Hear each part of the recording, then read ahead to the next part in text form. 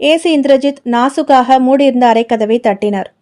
வரலாம் என்ற இனிய குரலோசையை தொடர்ந்து கதவை திறந்து உள்ளே நுழைந்தான் அவன். சோஃபாவில் உட்கார்ந்திருந்த துங்கபத்ரா எழுந்து, வாங்க ஏசி சார் என கை குவித்தாள். எதிர் அலங்கார இருக்கையை காட்டினாள். உட்காருங்க என்றதும் அவன் அமர்ந்தான். துங்கபத்ரா மாநிறம், திருத்தமான முகம், காலர் நெக்குடன் கூடிய பிளவுஸ் அணிந்து காட்டன் புடவை உடுத்தியிருந்தாள்.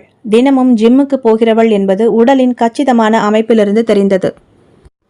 தலைமுடியை கிளிப் போட்டு தோள் வரை வழிய விட்டிருந்தாள். காதுகளில் வைரக்கம்மல். அவளது அறையே ஒரு பெரிய ஹால் போல் இருந்தது. வெண்ணிற திரைச்சீலைகள் காற்றில் படபடத்தன. சுத்தமான வெண்ணிற படுக்கை விரிப்பு. சுவர்களில் அவள் சிறுவயது புகைப்படங்கள். நிறைய படங்களில் பரிசு கோப்பையுடனும் இரட்டை ஜடையுடனும் நின்று கொண்டிருந்தாள். ஒரு பெரிய புகைப்படத்தில் துங்கபத்ரையின் சாயல் கொண்ட ஒரு பெண்ணின் புகைப்படம்